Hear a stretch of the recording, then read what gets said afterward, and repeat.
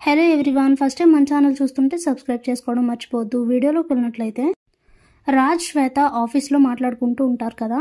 అప్పుడే ఏం జరుగుతుంది అసలు నీకు కావ్యకి మధ్య అని శ్వేత గట్టిగా అడిగితే కావ్య మన ఇద్దరిని అనుమానిస్తుందని చెప్తాడు రాజ్. అప్పుడే షాక్ అయిపోయి అసలు తను నిన్ను నిలదీసినప్పుడే నిజం చెప్పాలి కదా రాజ్, ఎందుకు ఇంతవరకు దాచావు?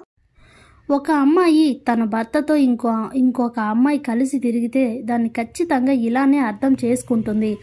క్లారిటీ ఇచ్చే బాధ్యత మనపై ఉంటుంది అని శ్వేత అంటుంటే క్లారిటీ ఇవ్వాల్సిన అవసరం లేదు. తను అలా అర్థం చేసుకుంటే నేనెందుకు క్లారిటీ ఇవ్వాలి అని అంటుంటే అది కాదు రాజ్ అని శ్వేత అంటుంటే ఇంతలో శ్వేతకైతే ఫోన్ వస్తుంది, వెంటనే కలవాలి అని చెప్పి.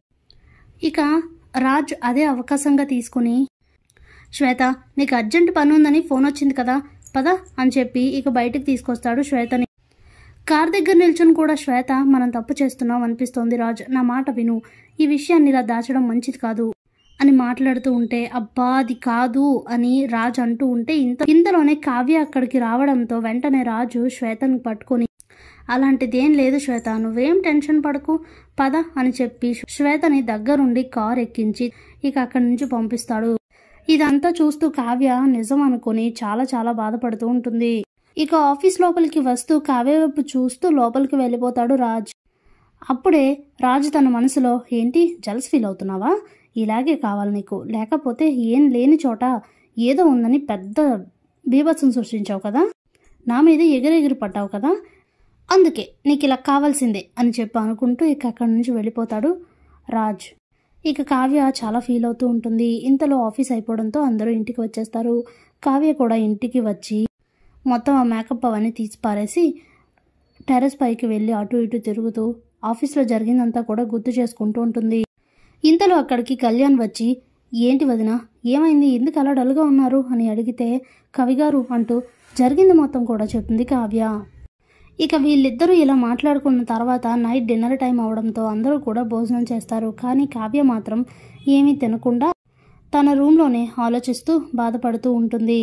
ఇంతలో ఉదయం అవుతుంది. ఉదయాన్నే హాల్లో అందరూ కూర్చొని కాఫీ తాగుతూ ఉంటే అప్పుడే రుద్రాణి వచ్చి ఇదే కరెక్ట్ టైం అనుకుంటూ కిందకి వచ్చి రాజ్ ఈ రోజు నుంచి రాహుల్ కూడా నీతో ఆఫీస్కి వస్తాడు అని చెప్తుంది. అప్పుడే ఇంద్రాదేవి ఏంటి రాహుల్ ఆఫీస్కా వెళ్ళి ఏం చేస్తాడు అని అడిగితే అదేంటమ్మా అలా అడుగుతున్నావు, ఇన్నాళ్ళ పరిస్థితులు వేరు ఇప్పుడు పరిస్థితులు వేరు, ఈ రోజు నుంచి ఆఫీస్లో రాజ్కి ఎంత హక్కు అయితే ఉంటుందో రాహుల్కి కూడా సమాన వాటా ఉంటుంది అని అంటుంది రుద్రాణి. ఆ మాటకి అందరూ షాక్ అవుతారు. అప్పుడే సీతారామయ్య ఏంటి రుద్రాణి ఏం మాట్లాడుతున్నావు, వాడే సరైన మార్గంలో నడవట్లేదు, ఇక ఒక ఆఫీస్ బాధ్యతల్ని వాడికి అప్పగించమంటావా, అది జన్మలో జరగదు అని అంటే అలా అయితే రాజ్ చేతుల్లో కూడా కంపెనీ బాధ్యతలు ఉండకూడదు అని అంటుంది రుద్రాణి. అప్పుడే అపర్ణ రుద్రాణి ఏం మాట్లాడుతున్నావు అని అంటే అవును వదిన నేను చెప్పేది నిజమే, ఏదో ఈ ఇంట్లో నా కొడుకు నేను తప్ప ఇంకా ఎవరు ఎలాంటి తప్పులు చెయ్యరని నీ కొడుకు మచ్చలేని చంద్రుడని అంటుంటావు కదా అని అంటే అవును నా కొడుకు ఎప్పటికీ మచ్చలేని చంద్రుడే, నా కొడుకుని వేలెత్తి చూపే పరిస్థితి ఎప్పటికీ ఎవ్వరికి రాదు, వాడు తెచ్చుకోడు అని అంటే వచ్చింది అని అంటుంది రుద్రాణి. అందరూ స్టన్ అయి రుద్రాణి ఏం మాట్లాడుతున్నావు అని అడుగుతుంది ఇందిరాదేవి. నిజమే మాట్లాడుతున్నానమ్మా, నేను విన్నది విన్నట్టుగానే ఉన్నది ఉన్నట్టుగానే మాట్లాడుతున్నాను అని అంటే అప్పుడే సుభాష్ రుద్రాణి దేని గురించి చెప్పాలనుకుంటున్నావు సూటిగా చెప్పు అని అడిగితే చెప్తున్నానన్నయ్య, అదే చెప్పబోతున్నాను, మీరందరూ అనుకుంటున్నట్టు రాజేమి ఏకపత్నివ్రతుడు కాదు అనేసరికి షాక్ అవుతారు. అవునమ్మా నేను చెప్పేది నిజం, రాజ్ మనందరి కళ్ళు కప్పి కావ్యకు అన్యాయం చేస్తూ ఇంకో అమ్మాయితో తిరుగుతున్నాడు, వాళ్ళిద్దరి మధ్య ఏం జరుగుతుందో తెలుసుకోవడానికే కావ్య ఆఫీస్కి వెళ్తోంది అనేసరికి అందరూ షాక్ అవుతారు. అప్పుడే రాజ్ అత్తయ్య ఏం మాట్లాడుతున్నావు, ఏ విషయం గురించైనా తెలిసి తెలియకుండా అలా ఎలా మాట్లాడతావు అని అంటే ఇక చాలు రాజ్, నువ్వింక కవర్ చేయాలని అస్సలు ప్రయత్నించక్కర్లేదు, ఎందుకంటే నాకు విషయం మొత్తం తెలిసిపోయింది అనేసరికి అపర్ణ ఆలోచిస్తూ ఉంటుంది. ఆ రోజు కార్తీక పౌర్ణమి రోజు గుడిలో రాజ్ శ్వేతల్ని కలిసి ఉన్నప్పుడు చూస్తుంది కదా అపర్ణ, అదే గుర్తు చేసుకుంటుంది. ఆ అమ్మాయేనా అని ఆలోచిస్తూ, అయినా నా కొడుకేంటి ఇలా చేయడం ఏంటి అని ఆలోచిస్తూ ఉంటుంది అపర్ణ. అప్పుడే రుద్రాణి, ఏంటొదినా నేను చెప్పిన విషయం విన్నాక నోట మాట పడిపోయింది, ఇప్పుడేమంటావు అని అంటే, అప్పుడే ఇంద్రాదేవి, నేను నమ్మను, రాజ్ తప్పు చేశాడంటే నేను ఎప్పటికీ నమ్మను అంటూ రాజ్ దగ్గరికి వచ్చి, నానా నీది నిజం కాదు కదా, రుద్రాణి చెప్పేది అబద్ధమని చెప్పు రాజ్ అని మాట్లాడుతూ ఉంటే, ఇంతలో కావ్య వచ్చి, చెప్పండి, అమ్మమ్మగారు అడుగుతున్నారు కదా, జరిగిందేంటో చెప్పండి అని అంటుంది. అప్పుడే కావ్యం చూసేసరికి చాలా కోపం వస్తుంది రాజ్కి.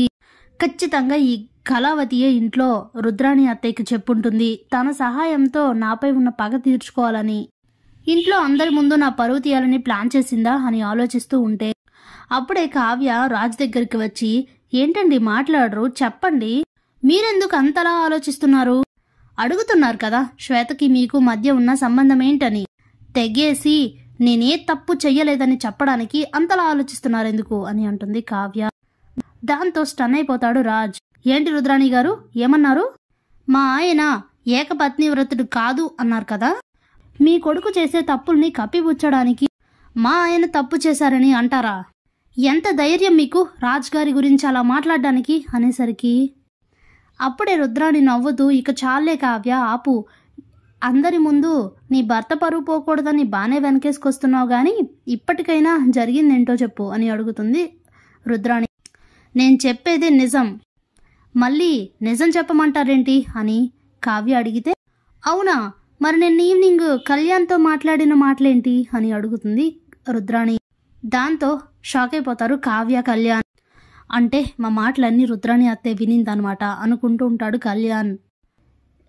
అప్పుడే కావ్య, నేను కవిగారితో మాట్లాడానా, దేని గురించి మాట్లాడాను, ఏం కవిగారు నేను ఈవినింగ్ మన ఇద్దరం మాట్లాడుకున్నావా అని అంటే, అస్సలు మాట్లాడుకోలేదు వదినా, నేను నిన్న మీరు ఆఫీస్ నుంచి వచ్చాక అసలు మిమ్మల్ని చూడలేదు అని కళ్యాణ్ అంటే, ఇప్పుడేమంటారు అని అడుగుతుంది కావ్య. అప్పుడే రుద్రాణి, నాకంతా తెలుసు కావ్య, నువ్వు ఎంత కవర్ చేయాలని చూసినా ఈరోజు కాకపోతే రేపైనా ఈ విషయం బయటపడుతుంది అని అంటే, ఏం బయటపడుతుంది, మహా అయితే రాజ్ గారు శ్వేత అనే అమ్మాయితో కలిసి తిరుగుతున్నారు అని బయటపడుతుంది, అంతకు మించి వాళ్ళిద్దరి మధ్య ఏమైనా ఉంటే కదా బయటపడడానికి, వాళ్ళిద్దరూ కాలేజ్ డేస్ నుంచి మంచి ఫ్రెండ్స్ అంతే అని అంటే ఇక అందరూ కూడా ఆలోచిస్తూ ఉంటారు. అప్పుడే కావ్య అపర్ణ దగ్గరకు వచ్చి, అత్తయ్య మీరు రుద్రాణి గారి మాటలు అస్సలు పట్టించుకోకండి, రాజ్ గారు ఎప్పటికీ తప్పు చెయ్యరు అత్తయ్య, నిజంగానే వాళ్ళిద్దరి మధ్య ఏమీ లేదు, నాకు ఎంతో ఇష్టమైన నా భర్త పైన ప్రమాణం చేసి చెప్తున్నాను అత్తయ్య, నాకంతా తెలుసు, వాళ్ళిద్దరూ మంచి ఫ్రెండ్స్ అంతే, అంతకు మించి ఏం లేదు, మీరు బాధపడొద్దు అని చెప్తుంది కావ్య.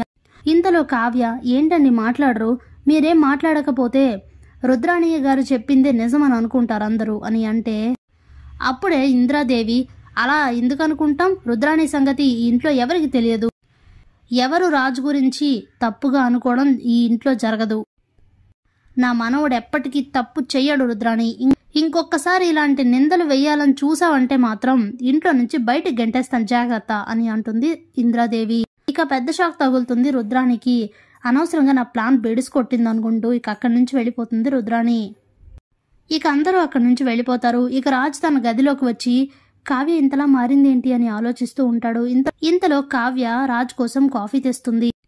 అప్పుడే రాజ్ కాఫీ తాగుతూ ఉంటే ఇక చాలా బాధపడుతూ ఏడుస్తూ నన్ను క్షమించండి అని అంటుంది. ఒక్కసారిగా షాక్ అవుతాడు రాజ్.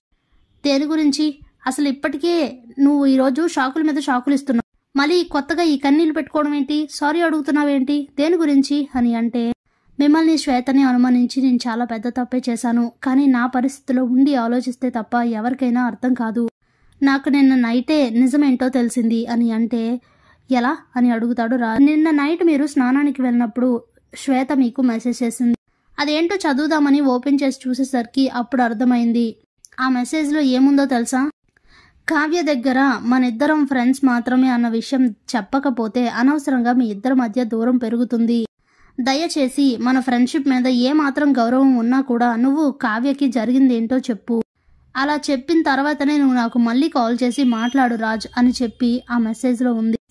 అది చదివిన తర్వాతే నాకు అసలు విషయం ఏంటో అర్థమైంది అని చెప్తుంది కావ్య. అప్పుడే రాజ్ థ్యాంక్స్ ఇప్పటికైనా అర్థం చేసుకున్నందుకు అని చెప్పేసి అక్కడి నుంచి వెళ్ళిపోతాడు రాజ్. Thanks for watching.